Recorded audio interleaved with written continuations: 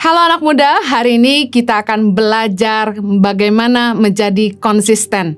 Banyak orang yang pandai memulai sesuatu, tapi tidak banyak yang konsisten untuk menyelesaikan apa yang mereka bangun. Ibaratnya semangat soda, semangat di awal aja. Tanpa konsistensi, kita nggak akan bangun apa-apa dalam hidup kita. Tanpa konsistensi, apapun yang kita bangun nggak akan jadi. Konsistensi memegang peranan penting dalam pencapaian sebuah tujuan atau cita-cita. Contoh, kalau kalian ingin jadi penyanyi, kalian harus konsisten untuk belajar vokal terus belajar, mengupgrade diri, terus bernyanyi, ikut kompetisi.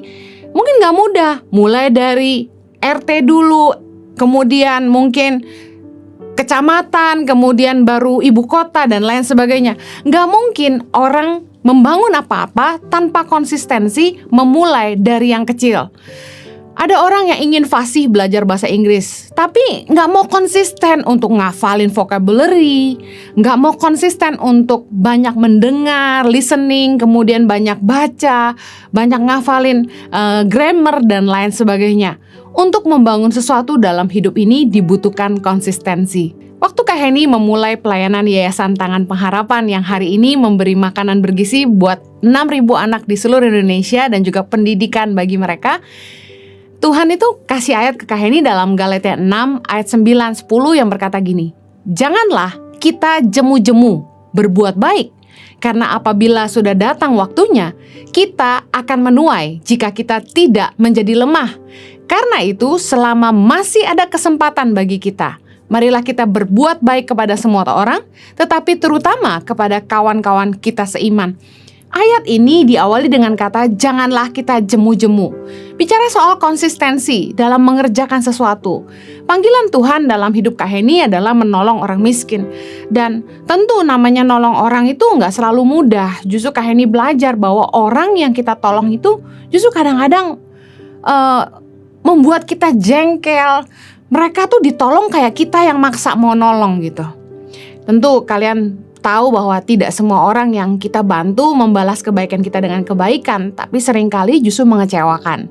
Nah, Kak Heni dari awal diajar Tuhan untuk jangan jemu-jemu, terus berjuang, apapun tantangannya. Nah, yang Kak Heni mau bagikan adalah tidak konsisten merupakan kelemahan yang harus kita kalahkan. Dalam 1 Korintus 9 ayat 27 dibilang gini, "Tetapi aku melatih tubuhku dan menguasainya seluruhnya, supaya sesudah memberitakan Injil kepada orang lain, jangan aku sendiri ditolak." Konsistensi merupakan sesuatu yang kita latih, kita bangun dalam hidup kita. Banyak orang yang gak konsisten, Kak Heni juga orang yang gak konsisten.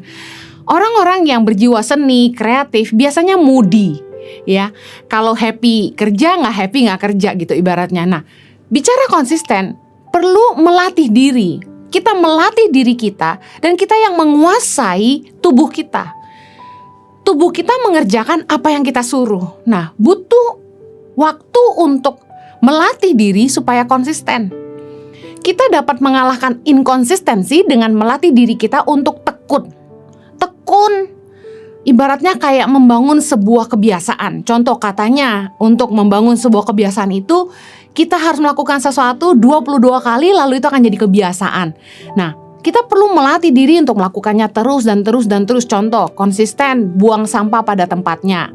Konsisten menjaga kebersihan. Itu tuh kayak butuh dilatih gitu loh. Kemudian memaksa diri kita untuk keluar dari rasa nyaman. Kita tuh pasti punya keengganan, kemalasan. Kak Heni tadi cerita bahwa Kak Heni ini orang yang awalnya tuh gak konsisten ya. Banyak hal yang Kak Heni gak konsisten. Nah, kemudian bagaimana Kak Heni melatih diri untuk konsisten? Kak Heni tekun membangun dari nol. Waktu mau pergi ke pedalaman tuh sebenarnya ada rasa malas dan enggan. Kenapa? Karena pergi ke pedalaman itu perjalanannya itu gak menyenangkan. Gak semua tempat ada pesawat yang besar. Kita kadang-kadang harus pakai pesawat yang kecil, yang angin sedikit goyangnya parah banget gitu ya. Kemudian pergi ke tempat-tempat yang gak nyaman, nyamuknya banyak. Kayak ini tidur di tempat yang ya ampun, begitu buka mata lihat langit-langit itu banyak kumbang-kumbang di atas gitu loh. Nyamuk banyak dan mungkin kecoa nggak tahu deh ya. Tikus juga ada gitu. Tapi oh my God gitu. Tantangannya besar. Ada rasa enggan dan malas. Tapi Kak Heni lawan. Kita harus melatih diri kita. Sambil terus mengingatkan diri kita akan tujuan kita melakukan apa yang kita kerjakan. Nah makanya ada 5 alasan penyebab orang tidak konsisten. Yang pertama, tidak punya tujuan atau visi yang jelas. Yang kedua, tidak fokus. Yang ketiga, menggeluti bidang yang salah. Yang keempat, mudah menyerah. Yang kelima, tidak bisa dipercaya atau malas. Nah Kak Heni mau bahas ini satu-satu supaya kita bisa belajar jadi konsisten. Kak Heni akan bagikan pengalaman Kak Heni bagaimana dari orang yang moody, gak konsisten, Kak Heni akhirnya bisa membangun Tangan Pengharapan dari nol sejak 2006 sampai hari ini. Puji Tuhan. Yang pertama, miliki tujuan atau visi yang jelas. Tanpa visi atau tujuan yang jelas, kita waktu bangun sesuatu tuh kita mudah nyerah. Kita akan berhenti di tengah jalan. Karena gak jelas kita bangun ini buat apa gitu loh. Tapi kalau kita ngerti apa yang kita mau bangun, kita pasti jelas akan berusaha. Contoh, ketika kalian pengen pergi liburan, misalnya kalian pengen pergi ke tempat air terjun, mungkin kalian nggak tahu tempatnya, tapi karena kalian lihat gambar, kita akan pergi ke Curug misalnya, ke tempat air terjun.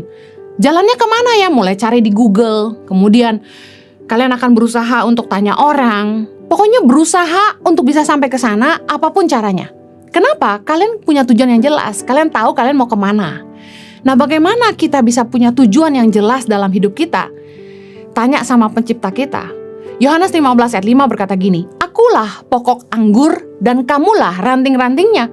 Barang siapa tinggal di dalam aku dan aku di dalam dia, dia berbuah banyak. Sebab di luar aku, kamu tidak dapat berbuat apa-apa.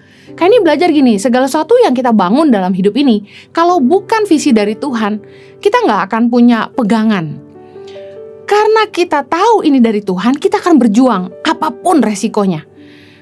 Karena Kak ini dapat pewahyuan dari Tuhan untuk menyelamatkan generasi, untuk mengeluarkan orang dari kemiskinan.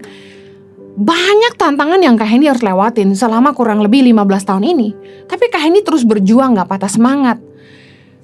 Kita harus melekat pada sumber hidup kita. Tanya sama Tuhan, Tuhan, apa sih yang Tuhan mau buat hidup saya gitu? Saya harus kerjakan apa? Tuhan ciptain saya tuh buat apa? Karena Tuhan yang ciptain kita, Tuhan yang paling tahu tujuannya untuk ciptaannya. Doa tanya sama Tuhan, Tuhan apa yang Tuhan mau dengan hidup saya harus kerjain apa gitu. Mungkin Tuhan gak jawab spontan, tapi paling enggak kalau kita udah berdoa, kita yakin bahwa keputusan yang Tuhan jatuhkan di hati kita, bahkan ada pintu-pintu yang terbuka, itu dari Tuhan untuk mengarahkan kita berjalan dalam rencananya yang sempurna. Kayak ini mau kasih tahu bahwa Tuhan itu sumber inspirasi dan sumber kekuatan dalam hidup kita. Dalam menjalani hidup ini, jangan meninggalkan Tuhan. Kita harus terus setia dan berharap sama Tuhan. Doa dan bawa segala sesuatu yang jadi pergumulan kita, yang jadi tantangan, hal-hal yang berat dalam hidup kita maupun rencana-rencana yang kita mau lakukan, selalu datang sama Tuhan. Sederhana aja. Kak ini nggak ribet tuh kalau datang sama Tuhan. Kak ini bahkan lagi mandi, lagi duduk, lagi berdiri, lagi nyetir, lagi masak, bisa ngomong sama Tuhan. Segampang itu. Cukup ngomong sama Tuhan. Tuhan tolong saya, apa yang saya harus lakukan? Tuhan pimpin, tolong buka jalan. Kalau ini dari Tuhan, Tuhan buka jalan. Kalau bukan dari Tuhan, Tuhan tolong tutup jalannya supaya saya jangan sampai mengambil keputusan yang salah. Kan ini selalu doa gitu. Tuhan tolong gagalkan rencana yang bukan dari Tuhan. Tuhan tolong jauhkan orang-orang yang bukan dari Tuhan. Tuhan tolong jatuhkan keputusan Tuhan di hati saya. Tuhan taruh pikiran Tuhan dalam pikiran saya. Kita harus percaya bahwa kalau kita gak melekat sama Tuhan, kalau kita gak ngandalin Tuhan, kita gak akan punya kekuatan untuk bertahan. Tuhan itu sumber inspirasi. Kak ini percaya orang yang selalu mengandalkan Tuhan gak akan pernah kehabisan ide dan gak akan pernah kehabisan energi untuk mengerjakan apapun yang Tuhan percayakan. Selama 15 tahun ini, apa gak sulit perjuangan Kak ini sama suami? Berat banget, dari luar, dalam, atas, bawah. Tapi bagaimana Tuhan itu buka jalan dan terus menuntun kami, kasih kekuatan dan kasih visi, kasih kreativitas untuk mikir mesti bikin apa, mesti kemana. Keren banget. Yuk berdoa, mulai datang sama Tuhan. Mungkin kamu selama ini gak pernah saat teduh, mungkin gak punya waktu pribadi sama Tuhan. Gak apa-apa, paling gak kamu mulai dari hari ini. Jangan ngandalin kekuatan sendiri, karena firman Tuhan bilang, terkutuklah orang yang mengandalkan manusia. Jadi kita harus mulai belajar mengandalkan Tuhan. Datang sama Tuhan dan bilang gini, Tuhan, apa sih yang Tuhan mau buat hidup saya gitu? Apa rencana Tuhan buat saya? Saya pengen menyenangkan Tuhan. Tuhan pengen saya lakukan apa? Minta visi dari Tuhan. Visi dari Tuhan itu luar biasa. Yang kedua, bagaimana kita belajar konsisten? Kita harus belajar fokus. Orang yang terlalu banyak keinginan, banyak maunya, pengen serba bisa, pengen mengerjakan semua, nggak akan pernah tajam. Kita harus putuskan apa yang kita mau lakukan. Kita harus mulai fokus. Dulu sebelum Kak Heni memulai pelayanan buat orang miskin, Kak Heni tuh melayani di gereja dalam bidang pujian dan penyembahan ya. Sempat jadi worship leader gitu di gereja yang sebelumnya. Dan Kak Heni tidak tahu apa-apa selain dunia praise and worship gitu. Tapi ketika Tuhan panggil dan Tuhan kasih visi, Kak Heni mulai ngerti bahwa Kak Heni harus fokus di situ. Satu kali suami Kak Heni ngajakin Kak Heni ikut conference gereja. Nah, conference ini bicara tentang church planting, penggembalaan gereja. Waktu Kak Heni dengerin para pembicara dan lain sebagainya, di situ Kak Heni makin diteguhkan. Ini bukan bagian saya gitu. Waktu mereka mulai bicara soal strategi dan sebagainya tentang penggembalaan gereja, Kak Heni bengong dan ngerasa, oh ini bukan tempat saya gitu. Karena Tuhan panggil Kak Heni buat pergi ke ladang misi, pergi ke tempat-tempat yang orang gak mau pergi gitu, mengajarkan kasih dan nilai-nilai hidup buat banyak orang.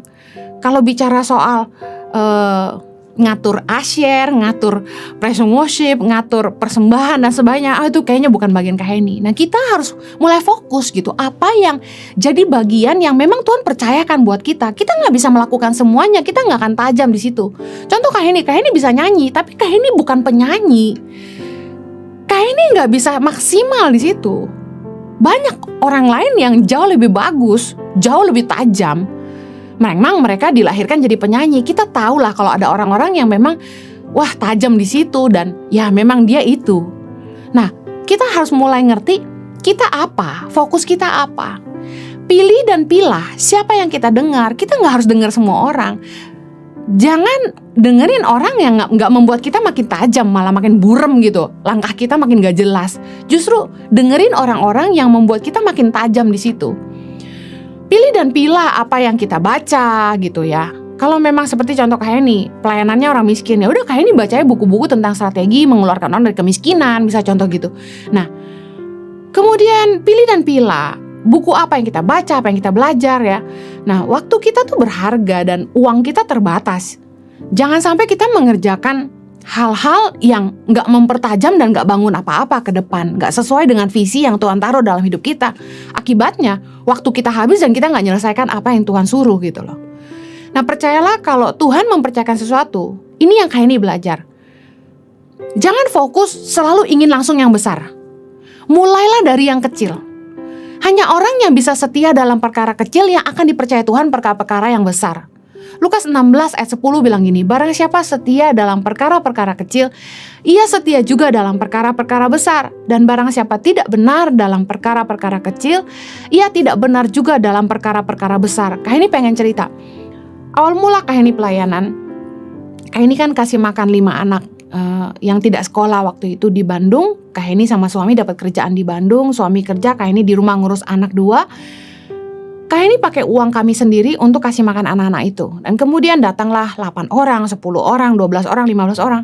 Kak Heni berbagi dari meja makan Kak Heni untuk mereka gitu loh. Nah, kemudian Kak Heni juga diundang ngajar di Lembang ya. Kemudian mereka mau kasih Kak Heni persembahan kasih, Kak Heni gak mau. Karena Kak Heni bener-bener mau nabur gitu loh. Nah, kemudian dari situ ada orang yang dengar tentang pelayanan Kak Heni dan mulai nitipin uang. Waktu itu awal-awal tuh 10 juta. Nah, waktu dititipin uang 10 juta itu, Kak Heni pergi belanjain sembako ke supermarket. Di Bandung tuh ada supermarket namanya Jogja. Dan Kak Heni karena bukan orang Bandung gak tahu gitu loh belanja sembako yang murah di mana gitu. Biar gak pusing ya ke Jogja aja waktu itu. Nah, kemudian Kak Heni minta tolong kasirnya untuk bungkus-bungkusin gitu di kantong-kantong, langsung dipisah-pisahin beras, gula, susu, sarden dan macam-macam ya waktu itu ya, minyak gitu. Kemudian dimasukin ke kantong-kantong, jadi berapa kantong? Kak Heni fotoin tuh bukti belanjanya. Habisnya lebih daripada 10 juta karena Kak Heni gak mau kurang gitu kan. Harus habisin uang yang dititipkan itu memang untuk bantu orang gitu. Kak Heni foto bondnya dan kirim ke orang yang nitip itu. Kemudian kita bagi ke masyarakat waktu itu di Cimahi ya. Ada komunitas yang kita kenal yang kurang mampu. Nah kita bantu di situ. Kemudian Kak Heni cerita ke orang ini apa yang kami lakukan, kita bagi kemana. Dan di situ ternyata Tuhan tuh ngedidik Kak Heni gitu. Bahwa dari uang 10 juta itu Kak Heni harus bisa dipercaya. Gemeter banget dipercayain orang uang 10 juta. Padahal biasanya pegang uang jauh lebih banyak dari itu. Kenapa gemeter? Karena gak pernah ngurusin duit orang lain. Biasanya ngurusin uang sendiri kan. Tapi ternyata Tuhan lagi ngelatih Kak Heni untuk bisa dipercaya dari hal kecil. Nah banyakan orang tuh maunya gede dulu. Contoh, anak lulus kuliah pengen buka kafe. Maunya langsung kafe yang gede. Salah, justru harusnya kalau kamu memang punya mimpi pengen punya coffee shop, punya kafe, kenapa kamu gak mulai kerja di kafenya orang yang udah rame? Belajar dulu dari mulai delivery, bersihin toilet, ngelayanin customer, belajar bikin kopi, belajar bikin sandwich, belajar serving, belajar customer service dan lain sebagainya. Yang paling penting tuh kalau kita pengen buka usaha, kita masih tahu beli bahan-bahannya di mana dulu gitu. Harga sewanya berapa, operational cost-nya berapa, bikin kopinya gimana, menu makanannya apa. Nah itu hal-hal kecil yang anak-anak muda kebanyakan lengah gitu. Pikiran gak apa-apa, kita bisa hire manager, kita bisa hire orang. Enggak, owner harus mau belajar. Setia dulu dari perkara kecil. Kalau kita pengen konsisten bangun sesuatu, belajar dari yang kecil. Yang ketiga, kalau kita mau belajar konsisten, kita harus hidupi potensi dan passion kita. Kenapa banyak orang putus di tengah jalan? Karena mereka menggeluti bidang yang salah. Gak sesuai potensi sama passion mereka. Yang gak enjoy lah, malah stres banget. Nah Tuhan itu memberikan kepada kita benih untuk menghidupi panggilannya dalam hidup kita. Nah, benih yang Tuhan tanam dalam hidup kita itu berupa potensi, passion, semua itu harus kita gali dan kita kembangkan. Kita harus bisa dipercaya Tuhan dengan apa yang Dia percayakan dalam hidup kita. Nah, konsistenlah untuk mengembangkan diri, belajar terus dan jadilah tajam. Jadilah seorang yang expert. Kita akan menjadi orang yang tajam, orang yang bernilai, orang yang dibutuhkan karena kualitas yang kita miliki. Jangan menjadi expert di area yang bukan kekuatan kita. Contoh, kita kan banyak lihat tuh di Indonesian Idol contohnya. Orang-orang yang nyanyi aja pas-pasan tapi pengen jadi Indonesian Idol gitu. Nah kita harus mengenali potensi kita apa gitu. Jangan sampai apa yang kita kerjakan itu kita nggak suka, kita nggak happy. Kita kerja cuma buat uang. Kayak ini mau bilang gini, kerja apapun pasti dapat uang. Tapi kita harus punya tujuan yang lebih besar daripada sekedar uang. Kita harus bekerja untuk menghasilkan karya. Nah karya itu sangat berharga. Karya itu yang membuat hidup kamu jadi bernilai. Hidup kita akan jadi bernilai karena karya-karya kita itu berkualitas. Nah bagaimana kita bisa menghasilkan karya yang berkualitas? Kita harus mengerjakan apa yang jadi kekuatan kita, apa yang jadi passion kita yang sesungguhnya, potensi kita yang sesungguhnya. Nah yang tahu passionmu adalah kamu. Kamu gak bisa tanya mamamu, papamu, temenmu, pacarmu. Passion lah yang membuat kita semangat dan menikmati apa yang kita kerjakan. Seperti api dalam hati kita. Kalau kita ngerjain sesuatu yang kita passionate banget, kita gak bakal bosen. Dan kita malah kaya dengan kreativitas di situ. Waktu Kak Heni ketemu dengan panggilan Tuhan ini, Kak Heni tuh jadi semangat banget dan penuh dengan kekreativitasan. Mulai menciptakan program-program di tangan pengharapan, mulai menciptakan proyek-proyek di tangan pengharapan. Dan selalu kaya dengan kreativitas. Tuhan tuh selalu kasih hikmat gitu loh.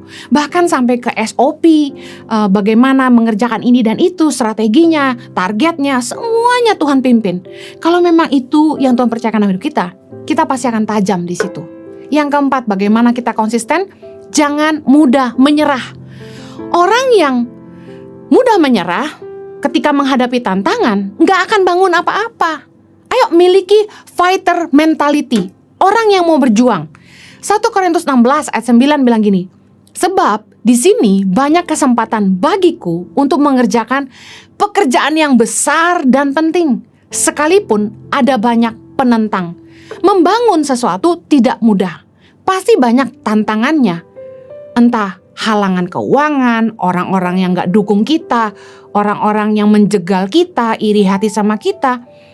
Banyak tantangan, orang yang kita tolong gak tahu berterima kasih. Banyak sekali halangan dan tantangan, tapi itu harga bayarnya. Jangan mudah menyerah, karena kalau kita menghadapi tantangan, kita nyerah, kita gak akan bangun apa-apa. Satu kali Kak Heni lihat ada 2 orang tukang yang sedang bekerja memperbaiki rumah. Datanglah hujan tiba-tiba.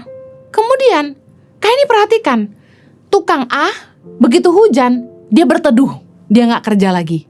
Dia berteduh menunggu hujan berhenti. Yang tukang kedua, tukang B, dia ambil plastik yang biasa dipakai buat nutupin lantai. Kalau ada tukang bangunan lagi kerja, biasanya mereka pakai plastik tuh warnanya hijau kekuningan untuk nutupin keramik biar gak kotor. Dia ambil plastik itu, dia bikin kayak plastik ponco, jas hujan ponco gitu loh. Dibolongin kepalanya terus dia tutup gini. Wah, keren banget, kreatif banget. Kayak ini terinspirasi gitu lihat tukang itu. Dengar baik, seorang pemenang itu mampu melihat peluang. Kalau kita punya spirit yang positif, yang gak gampang menyerah, ya, a fighter mentality, kita akan bisa melihat kesempatan dalam setiap tantangan. Jangan menyerah, tetapi berusaha melihat peluang di tengah tantangan. Kalau kalian melihat gelas yang terisi cuma setengah, bagaimana kalian melihatnya? Masih setengah penuh atau sisa tinggal sedikit? 2 perspektif yang berbeda ini merupakan mentality kita. Kalau kita lihat gelas itu masih setengah penuh, berarti kita percaya diri. Tapi kalau kita lihat sisa tinggal sedikit, kita berarti pesimis. Jadilah orang yang optimis menghadapi apapun. Hidupku tuh gak mudah. Ketika kita harus berdiri atas kaki kita sendiri, gak bergantung lagi sama orang tua, tantangan itu banyak. Dimarahin atasan, dimarahin pelanggan. Jangan punya mental yang cengeng. Jangan punya victim mentality. Ayo berjuang. Hadapi tantangan. Lihat peluang di tengah rintangan. Respon kita menentukan kesuksesan kita. Bahkan begini, kalau kamu positif, orang yang jahat sama kamu sekalipun bisa mengajarkan kamu arti kebaikan. Yang terakhir, be accountable. Bagaimana kita belajar konsisten? Kita harus bisa dipercaya. Jangan malas. Konsistensi itu membangun kepercayaan. Amsal 28 ayat 20 bilang gini, orang yang dapat dipercaya mendapat banyak berkat. Tetapi orang yang ingin cepat menjadi kaya tidak akan luput dari hukuman ketika kita bekerja. Firman Tuhan berkata, orang yang bisa dipercaya akan mendapat banyak berkat. Kenapa? Karena cari orang jujur itu susah. Orang yang bisa dipercaya itu mahal harganya. Nah, karena ingin cepat kaya, biasanya orang ambil shortcut, jalan pintas, berbuat curang, nipu sana sini, mencuri. Nah, ini yang gak boleh. Kalau kita mau konsisten membangun sesuatu, kita harus bisa dipercaya, be accountable. Waktu pertama kali Kak Heni dipanggil Tuhan untuk melayani orang miskin di Indonesia, pesan Tuhan buat Kak Heni itu adalah, you have to be accountable. Kak Heni pegang itu baik-baik. Kak Heni ingat itu baik-baik. Dan Kak Heni hidupi. Orang yang tidak bisa dipercaya akan berhenti di tengah-tengah. Percuma dia konsisten membangun dari awal, tapi kemudian dia tidak bisa dipercaya. Semua yang dia bangun akan jadi sia-sia. Ketika kita membangun sebuah usaha, ketika kita sedang bekerja, kita sedang bangun sesuatu, kita harus belajar untuk kita bisa dipercaya orang. Konsistensi itu membangun kepercayaan. Orang yang konsisten mengerjakan sesuatu terus-menerus, itu akan membuat orang percaya. Kayak ini kasih contoh.